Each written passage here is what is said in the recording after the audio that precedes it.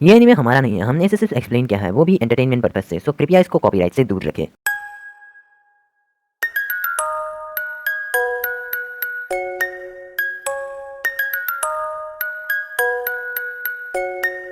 तो पिछले एपिसोड में हमने देखा कि बहुत दिनों के बाद टीम 7 को एक नया मिशन मिला होता है, जिसमें उन्हें विलेज ऑफ टी में एक रनर की रक्षा करनी होती है। लेकिन जब वो रास्ते में जा रहे होते हैं तब एक लड़का उन्हें बहुत ज्यादा परेशान करता है, और वो जब उस विलेज में पहुंचते हैं उनको पता चलता है कि वही लड़का वो रनर है जिसको उन्हें रक्षा करनी है। और फिर फाइनली रेस स्टार्ट होती है, लेकिन वो लड़का सीधे भागने के बजाय एक दूसरे रास्ते से भागता है, जो देखकर वो तीनों उसका पीछा करते हैं। अब आगे तो पहले सीन में हमें मैप दिखाया जाता है, जहाँ पे हमें इस जगह से शुरू करके दौड़कर बोट तक पहुँचना होगा। इसके बाद बोट के सहारे समुद्र को पार करके इस जगह पे पहुँचना होगा। इसके बाद वहाँ से रियू के जवाहरात लेकर यहाँ पर मौजूद तोदोरोकी टेम्पल में जो खिलाड़ी सबसे पहुँचेगा वही इस रेस का विनर होगा। तो रेस के स्टार्ट होने के बाद वागाराशी परिवार का जो रनर है वो सीधा जाके अपने बोट पर चढ़ जाता है, पर वासाबी परिवार का रनर इदाते सीधा जाने के बजाय अपना रास्ता मोड़कर जंगल की ओर भागता है। इसमें टीम 7 भी उसका पीछा कर रही होती है। तभी नारुतो दौड़ते हुए बोलता है,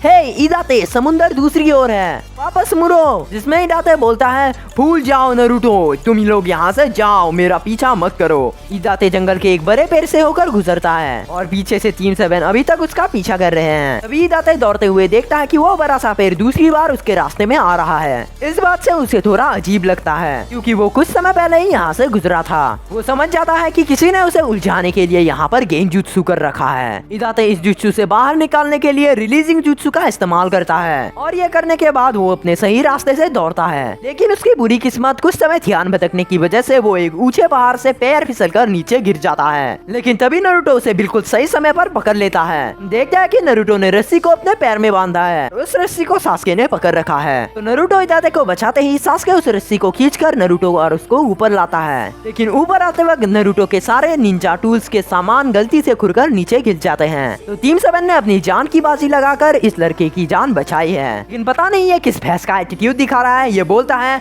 मुझे तुम लोगों की मदद की कोई जरूरत नहीं है। जिसमें नारुतो कहता है, क्या?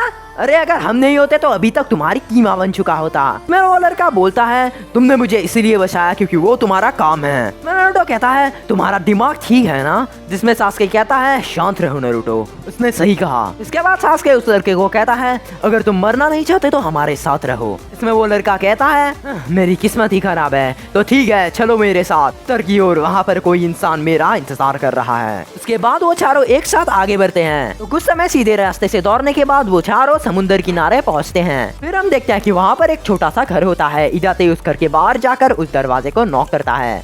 वो बोलता है, अंकल दरवाजा खोलो, ये मैं हूँ वासाबी परिवार का इदाते। अभी एक बुरा आदमी दरवाजा खोलकर कहता है, इदाते तुम बिल्कुल सही समय पर आए हो, हाँ देखो वो रहा तुम्हारा बोट, इसकी रफ्तार काफी अच्छी है। इदाते कहता है, शुक्रिया अंकल। जिसमें वो बुरा आदमी कहता है, उसकी जरूरत नहीं है इदाते, बस एक बात याद रखना, तुम्हें इस कंपटीशन को किसी भी तरह से जीतना होगा, नहीं तो वागाराशी परिवार फिर से लैंड ऑफ दी पर कब्जा कर लेगा। इसमें वो लड़का कहता है, निश्चित रहिए अंकल, मैं ये जीत कर ही रहूंगा। जिसके बाद वो चारों इस बोट के सहारे उस आइलैंड पर जाते हैं। लेकिन हम देखते हैं कि 3 लोग उन तीनों को देख रहे होते हैं। अगर आपको याद नहीं तो मैं आपको बता दूं कि ये चूनिन एग्जाम के सेकंड टेस्ट डेथ फॉरेस्ट के में हमें दिखे थे, क्योंकि रेन विलेज के निंजास थे और टीम 7 ने काबूटो की मदद से इन तीनों को हरा दिया था। तो अब ये तीनों बदला लेने के लिए फिर से आए हैं। तो जब ये चारों बोट से होकर जा रहे होते हैं तभी इदाते बोलता है, तुम तीनों हिडन लीफ विलेज से हो ना? क्या तुम लोगों ने कभी इबीके मोरिनो का नाम सुना है? मैं साकुरा कहती है, इबीके मोरिनो, हाँ हाँ हम उन्हें जानते हैं। चूनिन एग्जाम के फर्स्ट रिटन टेस्ट के समय इबीके मोरिनो हमारे एग्जामिनर थे। इसमें वो लड़का कहता है, इसका मतलब मेरा बड़ा भाई अभी तक जिंदा है। इसमें सास्के कहता है, क्या कहा तुमने? क्या वो तुम्हारे बड़े भाई हैं? इसमें वो लड़का कहता है, हाँ। इसमें साकुरा पूछती है, इदाते क्या तुम हमारे विलेज के हो? इसमें इदाते कुछ कहने ही वाला होता है, लेकिन तभी इनके बातों के बीच रेन विलेज के निंजास एक दूसरे बोट से उन तीनों पर हमला करते हैं। उन चारों पर वो चारों अपने अपने कुनाई से उन तीरों को रोक देते हैं। लेकिन तभी उन निंजास में से एक Ninja water style black rain नाम का एक जुत्सु करता है, जिससे सिर्फ इदाते के बोट के ऊपर ही एक तरह का काले पानी की बारिश होती है। और जब यह बारिश होती है तब साकुरा समझ जाती है कि ये काला पानी दरअसल पानी नहीं बल्कि तेल है। इसी वक्त सास्के दुश्मन के जहाज को डुबाने के लिए फास्ट टाइप फायरबॉल जुत्सु करने ही वाला होता है, लेकिन तभी साकुरा उसे ये करने से मना कर देती है, क्योंकि अगर इस काले तेल के बारिश में अगर सास्के ने गलती से भी फायरबॉल छोड़ा तो उनका बोट पूरी तरह से जल जाएगा।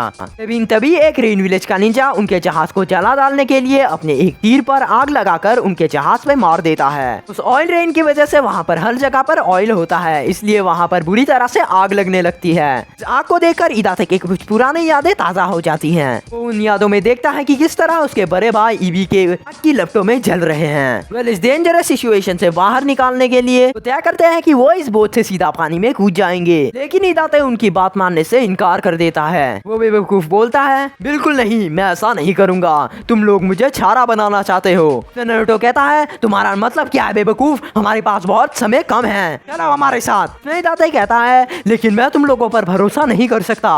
सास्के कहता है, क्या कर रहे हो तुम लोग, जल्दी पानी में कूदो। टीम 7 के बहुत समझाने पर भी इदाते पानी में कूदने से मना कर देता है, लेकिन तभी साकुरा बोलती है, इदाते मैं तुमसे वादा करती हूँ कि मैं तुम्हें कुछ नहीं होने दूंगी, प्लीज चलो हमारे साथ। तो आखिरकार इदाते साकुरा की बात मान लेता है। ठरकी साला। और वो चारों एक साथ पानी में कूद जाते हैं, लेकिन ये तीनों पानी में भी उनको मारने का प्लान बनाते हैं। तो कैसा भी करके इदाते एक टापू में पहुंचता है तैर कर, लेकिन वहाँ पर पहुंचकर वो देखता है कि कोई उसका स्वागत करने ऑलरेडी वहाँ पर मौजूद है। वो निंजा इदाते को बहुत पहले से ही जानता है। तो वो उसे देखकर बोलता है, बड़े दिनों बाद मिले इदाते। मैं इदाते कहता है, ऐसा नहीं हो सकता, तुम यहाँ पर। तो इसी पॉइंट पर इस वीडियो की एक्सप्लेनेशन खत्म हो जाते हैं। तो वीडियो पसंद आए तो लाइक करना, चैनल को सब्सक्राइब करके बेल आइकन को जरूर हिट कर देना, ताकि हमारी ऐसे वीडियोस की नोटिफिकेशन तुम्हें सबसे पहले मिले। तो तब तक के लिए कहने को है बातें पर मन में तो पता चला आया।